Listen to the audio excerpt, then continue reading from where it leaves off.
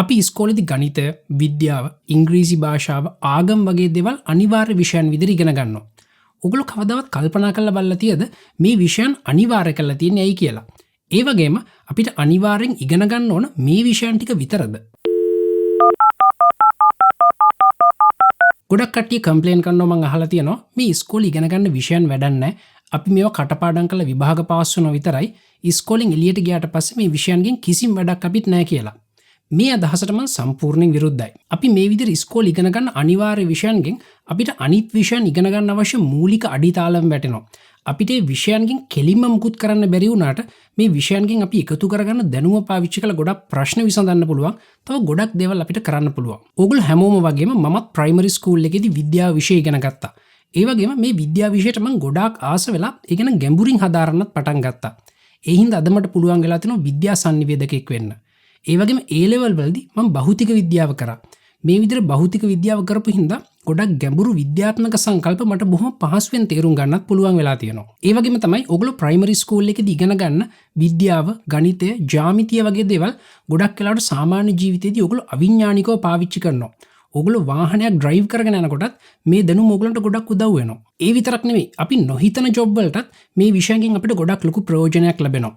උදාහරණයක් විදිහට ඔයා VFX එහෙම නැත්නම් 3D මොඩලින් කරන කෙනෙක් නම් ඔයා දැනටමත් තීරුම් අරගෙන ඇති ඔයා ඉස්කෝලේදී ඉගෙනගත්තු ගණිතය ඒ වගේම භෞතික විද්‍යාව මේකට කොච්චර වැදගත්ද කියලා. මගේ ස්ටුඩියෝ එකේ මම ලයිට් සෙට් කරනකොට මේ කැමරා එක සෙට් කරනකොට මේ කැමරා එකට අවශ්‍ය ලෙන්ස් එක තෝරගන්නකොට මයික්‍රොෆෝන් එකක් තෝරගන්නකොට මේ හැමතැනකදීම මං හිතන්නේවත් නැතුව මං ඉස්කෝලේදී ඉගෙනගත්තු විද්‍යාව, ගණිතය, විශේෂයෙන්ම භෞතික විද්‍යාව වගේ දේවල් මට ප්‍රයෝජනවත් වෙනවා. ඒවෙන් මේ වැඩ ගොඩක් ලේසි කරගන්නත් මට පුළුවන් වෙලා තියෙනවා. ඉතින් මේ විස්තර ටික ඇහුවට පස්සේ ඔයගලන්ට තේරෙනවා ඇති අපි ප්‍රයිමරි ස්කූල් එකේ උගන්වන අනිවාර්ය විෂයන් ටික අපි හරියට හදාගත්තොත්, ඒවෙන් හරි දැනුමක් අපි ශිෂ්‍යයන්ට ලබා දුන්නොත් එහෙම අපේ සමාජයේ ගොඩාක් ලොකු වෙනසක් කරන්න අපිට පුළුවන්. ඒ වගේම අපේ රටේ ගොඩාක් ලොකු සංවර්ධනයක් කරන්නත් ඒකෙන් අපිට පුළුවන් වෙයි. ශ්‍රී ලංකාව කියන්නේ තුන්වෙනි ලෝකයේ සංවර්ධනයේ වෙමින් පවතින රටක්. අපි මේ කතාව කියනවා වගේම අපේ තාත්තලත් මේ කතාව කිව්වා. ඒ වගේම අපේ සීයලත් මේ කතාව කියලා තියෙනවා. මේ වෙනකොට මේ තත්ත්වය වඩාත් නරකතට හැරෙමින් අපිට ලොකු ඉකොනොමික් ක්‍රයිසිස් එකකට මුහුණ දෙන්න වෙලක් තියෙනවා. ඒ වගේම ලෝකයේ ඉස්සරහා බංකොලොත් රටක් විදිහට අපි හංගඩු ගහලා තියෙනවා. ඉතින් මේ තත්ත්වයෙන් උඩට ඇවිල්ලා අපිට සංවර්ධිත රටක් වෙන්න ඕන නම් මම තදින්ම විශ්වාස කරන දෙයක් තමයි ශ්‍රී ලංකාවේ මිනිසුන් සංවර්ධිත මිනිසුන් බවට පත් වෙන්න ඕන කියන එක. මේ ප්‍රශ්නේ විසඳගන්න අපිට තියෙන හොඳම ක්‍රමය තමයි ශ්‍රී ලංකාවේ තියෙන අධ්‍යාපන ක්‍රමය මේකට ගැලපෙන විදිහට හදාගන්න එක. පළවෙනි කාර්මික විප්ලවයෙන් පස්සේ අපේ ග්‍රහලෝකේ ගොඩාක් ලොකු දියුණුවක් ඇති වුණා. මේ දියුණුවට මූලිකම හේතු වුණේ STEM subjects. ඒ කියන්නේ science, technology, engineering and mathematics. ඔයා මේ වීඩියෝ එක බලන අතරේ පොඩ්ඩක් වටපිට බැලුවොත් පෙනෙයි ඔයාගේ වටේ මේ science, technology, engineering and mathematics වලින් කරපු නිර්මාණ කොයිතරම් ප්‍රමාණයක් තියෙනවද කියලා. මේ වීඩියෝ එක මේ විදිහට අපිට බලන්න පුළුවන් වෙලා තියෙන්නේ science, technology, engineering සහ mathematics වල දියුණුව හින්දා. මේ STEM subjects වල මම කැමතිම දේ තමයි මේකෙන් එක subject එකක් ඔයා ඉගෙන ගත්තොත් එහෙම ඉතුරු තුන ඉබේම ටච් වෙනවා. මේකෙන් අදහස් වෙන්නේ මොකක්ද කියලා මම ඔයගලන්ට පැහැදිලි කරලා දෙන්නම්. උදාහරණයක් විදිහට හිතන්න ඔයා සිවිල් ඉංජිනේරින් ඉගෙන ගන්නවා කියලා. මේ විදිහට සිවිල් ඉංජිනේරින් ඉගෙන ගන්නකොට ඔයා දන්නේම නැතුව විද්‍යාව, තාක්ෂණය, ඒ වගේම ගණිතයත් ඔයාට ඉගෙන ගන්න වෙනවා. ඒ වගේම තමයි ඔයා IT ස්ටුඩන්ට් කෙනෙක් නම් තොරතුරු තාක්ෂණය ඉගෙන ගන්නවා නම් ඔයා දන්නේම නැතුව ඔයාට විද්‍යාව, ඉංජිනේරු ශිල්පය, ඒ වගේම ගණිතයත් ඉගෙන ගන්න වෙනවා. ඒ විතරක් නෙමෙයි මේ වෙනකොට මේ STEM subjects, STEAM subjects විදිහට expand වෙලා තියෙනවා. මේකේ ඒ අකුරින් කියවෙන්නේ ආර්ට් කියන එක. උදාහරණයක් විදිහට හිතලා බලන්න. ඔයා ග්‍රැෆික් ඩිසයිනර් කෙනෙක් වුණත්, VFX ආටිස්ට් කෙනෙක් වුණත්, 3D මොඩලින් and ඇනිමේෂන් කරත් ඔයාට දන්නේම නැතුව විද්‍යාව, තාක්ෂණය, ඉංජිනේරු ශිල්පය, ගණිතය පොඩ්ඩක් හරි ඉගෙන ගන්න සිද්ධ වෙනවා. ඒ වගේම තමයි ඔයා ඉංජිනේරු ශිල්පය, එහෙම නැත්නම් තාක්ෂණය ඉගෙන ගන්න කෙනෙක් වුණත් ඔයාට ඒකේ තියෙන ආටිස්ටික් ඇස්පෙක්ට් එක පොඩ්ඩක් හරි ඉගෙන ගන්න වෙනවා. ඒ හින්දා තමයි අද වෙනකොට මේ STEM subjects STEAM subject බවට පත් වෙලා තියෙන්නේ. මම කලිනුත් ඕගලන්ට කිව්වා පළවෙනි කාර්මික විප්ලවයෙන් පස්සේ ලෝකේ ගොඩාක් ලොකු දියුණුවක් ඇති වුණා. ඒකට බලපෑවේ මේ STEM subjects කියලා. හැබැයි ශ්‍රී ලංකාවේ ඉතිහාසය දිහා බැලුවොත් එහෙම ශ්‍රී ලංකාවෙත් බොහොම ශාස්ත්‍රීය යුගයක් ඕගලන්ට බලා ගන්න පුළුවන්. මේ ශාස්ත්‍රීය යුගයට බලපාලා තියෙන්නේ STEM subjectsම තමයි. ඕගොල්ලෝ හැමෝම දන්නවා ශ්‍රී ලංකාවේ ඉස්සර හිටපු මිනිස්සු ලෝකයේ තියෙන දියුණුම වාරි මාර්ගපතදී ශ්‍රී ලංකාවේ නිර්මාණය කරා කියලා. පොඩ්ඩක් නැවතිලා කල්පනා කරලා බලන්න මේ වගේ වාරි මාර්ග පද්ධතියක් හදන්න අපිට අවශ්‍ය වෙන්නේ මොනවද කියලා. ඔයගලන්ට බොහොම ඉක්මනට තේරුම් ගන්න පුළුවන් වෙයි මේ වැඩේටත් අවශ්‍ය වෙන්නේ STEM subjects කියලා. ඉතින් මම හිතනවා මේ විස්තර ටික ඔයගලන්ට හොඳටම ප්‍රමාණවත් කියලා තේරුම් ගන්න මොකක් හරි රටක් දියුණු වෙන්න නම් ඒ රටේ ඉන්න මිනිස්සුන්ට හොඳට STEM subjects පුළුවන් වෙන්න ඕන කියලා. ශ්‍රී ලංකාවෙත් ඉතාමත් දියුණු ශාස්ත්‍රීය කාලයක් තිබුණා. ඒ කාලෙත් ලංකාවේ මිනිස්සුන්ට ලෝකේ ඉතාමත් ඉහළම මට්ටමේ නිර්මාණ සයන්ස්, ටෙක්නොලොජි, ඉන්ජිනියරින් සහ මැතමැටික්ස් වලින් කරන්න පුළුවන් වුණා. කොහොම වුණත් අතීතයේ වෙච්ච දේවල් ගැන, අතීතයේ අපිට තිබිච්ච ශ්‍රී විභූතිය ගැන අද කතා කර ඉන්නගේ තේරුමක් නැහැ. අපි ඒක ආපහු හදාගන්න බලන්න ඕන. මේක හදාගන්න ශ්‍රී ලංකාවේ ආපහු STEM revolution එකක් කරන්න අපිට පුළුවන් වෙන්න ඕන. අපි ප්‍රයිමරි ස්කූල් එකේදී මැත්ස් සහ සයන්ස් අනිවාර්ය විෂයන් විදිහට ඉගෙන ගන්නවා. මේ විෂයන් ඉගෙන ගන්නකොට අපිට දත්ත සහ සාක්ෂි දිහා බලලා ඉතාමත් නිවැරදි තීරණ ගන්න හොඳ පුහුණුවක් හම්බ වෙනවා. මම පෞද්ගලිකව හිතනවා මේ විද්‍යාව සහ ගණිතයට අමතරව මේකට තවත් ඉන්ග්‍රීඩියන්ට් එකක් එකතු වෙන්න ඕන කියලා. ඒ තමයි පරිගණක ක්‍රමලේඛන ශිල්පය. ඒ කියන්නේ කෝඩින්. මේකත් අපි ඉගෙන ගත්තොත් එහෙම අපිට පුළුවන් දත්ත සහ සාක්ෂි දිහා බලලා ඉතාමත් නිවැරදිව ප්‍රශ්නයක් විසඳන හැටි සැලසුම් කරන්න. ලෝකයේ තියෙන ගොඩාක් programming languages වැඩ කරන්නේ basic principle තුනක් උඩ. ඒවා තමයි sequence, selection and iteration. මේ sequence කියන එකෙන් කියවෙන්නේ අපි මොකක් හරි වැඩක් එකකට පස්සේ එකක් කරන්න ඕන කියන එක. selection කියන එකෙන් කියවෙන්නේ මොකක් හරි දත්තයක් ලබාගෙන ඒ දත්තේ මත තෝරා ගැනීමක් අපිට කරන්න පුළුවන් වෙන්න ඕන කියන එක. iteration කියලා කියන්නේ මොකක් හරි දත්තයක් ලබාගෙන ඒ දත්තේ තියෙන අගය මත අපිට මොකක් හරි වැඩක් නැවතත් කරන්න පුළුවන් වෙන්න ඕන කියන එක. ඉතින් මෙන්න මේ ක්‍රම තුන පාවිච්චි කරලා අපිට පුළුවන් computer programming language එකක් පාවිච්චි කරලා පරිගණකයකට මොකක් හරි වැඩක් කරන්න උපදෙස් දෙන්න. එතකොට කම්පියුටර් එකට පුළුවන් එකක් පසුපස එකක් වැඩ කරමින්, සමහර වෙලාවට තීරණ ගනිමින්, සමහර වෙලාවට එකම වැඩේ නැවතත් කරමින් අවශ්‍ය ඉලක්කය දක්වා යන්න. ඉතින් මේ විදිහට sequence, selection and iteration පාවිච්චි කරලා කම්පියුටර් එකක් ප්‍රෝග්‍රෑම් කරන්න ඉගෙන ගන්නකොට අපේ මනසේ ක්‍රියාවලියත් ඒකට අනුරූපව සකස් වෙනවා. ඒකට අනුරූපව සුසර වෙනවා. එතකොට අපිට සැබෑ ජීවිතේදීත් මේ වගේ තීරණ දත්ත සහ සාක්ෂි දිහා බලලා බොහොම පැහැදිලිව ගන්න පුළුවන් වෙනවා. ඉතින් මෙන්න මේ කාරණා හැම එකකින්ද මම තදින්ම විශ්වාස කරනවා ප්‍රයිමරි ස්කූල් එකේදී ගණිතය, විද්‍යාව, භාෂාව, ආගම වගේ මේ පරිගණක ක්‍රමලේඛන ශිල්පය, ඒ කියන්නේ කෝඩිනුත් ළමයින්ට අපි අනිවාර්යෙන් උගන්වන්න ඕන කියලා. මම ඉස්කෝලේ යන කාලේ කම්පියුටර් එකක් කියලා කියන්නේ බොහොම දුර්ලභ උපකරණයක්. හැබැයි මගේ වාසනාවකට මගේ ඉස්කෝලේ කම්පියුටර් ලැබ් එකක් තිබුණා. ඒ හින්දා මට පුළුවන් වුණා 6 වසරේ ඉඳන් කම්පියුටර් කෝඩින් ඉගෙන ගන්න. මේ කම්පියුටර් කෝඩින් ඉගෙන ගත්ත හින්දා ඒකෙන් මගේ චින්තන රටාව බොහෝ දුරට සුසර කරගන්නත් මට පුළුවන් වුණා. හැබැයි අද වෙනකොට මේ තත්ත්වය ගොඩක් වෙනස් වෙලා තියෙනවා. කම්පියුටර්ස් හැමෝගාම තියෙනවා. ඕගොල්ලන්ගේ සාක්කුවෙත් කම්පියුටර් එකක් තියෙනවා. ඔයා මේ වීඩියෝ එක බලන්නෙත් කම්පියුටර් එකකින්. ඉතින් මේ තත්ත්වයේ හින්දා අපිට පුළුවන් ලංකාවේ ප්‍රාථමික අධ්‍යාපනයට මේ කම්පියුටර් කෝඩින් කියන එක එකතු කරන්න. ඉතින් අපි මේ දේවල් කතා කර ඉන්න අතරේ ලෝකයේ තියෙන සංවර්ධිත රටවල් ඒගොල්ලන්ගේ ප්‍රයිමරි এডুকেෂන් සිස්ටම් එකට මේ කෝඩින් ඇතුල් කළා දැන් දශක ගාණක් වෙනවා. අපේ අසල්වැසි රට වෙන ඉන්දියාවත් මේ වැඩේ කරේ මීට බොහොම කාලයකට කලින්. හැබැයි අදටත් මේ වැඩේ කරගන්න අපිට බැරි වෙලා තියෙනවා. ඉතින් මේ විදිහට ප්‍රාථමික අධ්‍යාපනය වෙනස් කරනවා කියන එක අපි හැමෝම එකතු වෙලා කරන්න ඕන වැඩක්. ඒ කියන්නේ මේ වැඩේට අනිවාර්යයෙන්ම රජය මැදිහත් වෙන්න ඕන. හැබැයි කොහොම වුණත් ලංකාවේ දැන් තියෙන තත්ත්වය අනුව මේ වගේ වැඩකට ලංකාවේ රජයට අවධානය යොමු කරන්න තව සෑහෙන කාලයක් ගත වෙයි කියලා මම හිතනවා.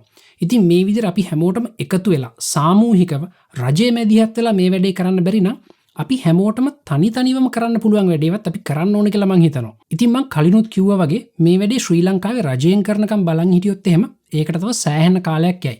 අපිට එච්චර කාලයක් බලාගෙන ඉන්න විදිහක් නැහැ. ඔයා දරුවෙක් ඉන්න අම්මා කෙනෙක් හරි තාත්තා කෙනෙක් හරි නම් ඔයාට පුළුවන් ඔයාගේ දරුවව මේ කම්පියුටර් කෝඩින් වලට ගෙදරදීම යොමු කරන්න. ඉතින් මේ වැඩේ කරන්නවා කැමති නම් ඔයාට ඔන්ලයින් රිසෝසස් ඕන තරම් හොයාගන්න පුළුවන්. හැබැයි මේ වගේ ඔන්ලයින් රිසෝසස් පාවිච්චි කරනකොට අපිට තව එක ප්‍රශ්නයකට මුහුණ දෙන්න සිද්ධ වෙනවා. ඒක තමයි ඉංග්‍රීසි භාෂාව. මම තදින්ම විශ්වාස කරනවා මේ වගේ තාක්ෂණයන් අපි ඉගෙන ගන්න ඕනේ ඉංග්‍රීසි භාෂාවෙන් කියලා. හැබැයි පොඩි ළමයෙක්ට මේක එකපාරටම ඉංග්‍රීසි භාෂාවෙන් ඉගෙන ගන්න එක අමාරු වෙන්න පුළුවන්. මේ ප්‍රශ්නේ විසඳන්න අපිට මේකට සිංහල භාෂාවෙන් කන්ටෙන්ට් තිබ්බනම් හොඳයි. එතකොට මේ දරුවන්ට පුළුවන් මුල හරියේදී සිංහලෙන් ඉගෙනගෙන හිමින් ඉංග්‍රීසි වලට මාරු වෙන්න. ඉතින් ඔයාගේ දරුවව ඔයා කම්පියුටර් කෝඩින් වලට යොමු කරන්න කැමති නම් මුල් කාලෙදී එයාට ඒක සිංහලෙන් උගන්වන්නත් කැමති නම් ඒකට ලංකාවේ සම්පූර්ණයෙන්ම නොමිලේ ක්‍රියාත්මක වෙන ප්ලැට්ෆෝම් එකක් තියෙනවා. මේ ප්ලැට්ෆෝම් එක තමයි DPCodingSchool. මම සෑහෙන කාලයකට කලින් ඉඳන් මේ DPCodingSchool කියන ප්‍රොජෙක්ට් එක සමීපව නිරීක්ෂණය කරා. ඒ විතරක් නෙමෙයි මම ඒගොල්ලොත් එක්ක සම්බන්ධ වෙලා මේ වැඩේ සාර්ථක කරගන්න මට දෙන්න පුළුවන් උදව්පව ලබා දීලා තියෙනවා. DPCodingSchool එකේ තියෙන පාඨමාලාව නිර්මාණය කරලා තියෙන අන්තර්ජාතික ප්‍රමිතීන්ට අනුව. ඒ වගේම මේක විශේෂයෙන්ම නිර්මාණය කරලා තියෙන්නේ ප්‍රාථමික අධ්‍යාපනයේ හදාරන සිසුන්ට. ගොඩක් වෙලාවට ඉන්ටර්නෙට් එකේ අපිට දකින්න හම්බෙන කෝඩින් ලෙසන් වල තියෙන ටිකක් සංකීර්ණ භාෂාවක්. ඒ වගේ මේවේ වේගයක් ටිකක් වැඩි. මේ වේගය විශ්වවිද්‍යාල ශිෂ්‍යයෙක්ට එහෙම නැත්නම් A level O level කරන කෙනෙක්ට හොඳයි.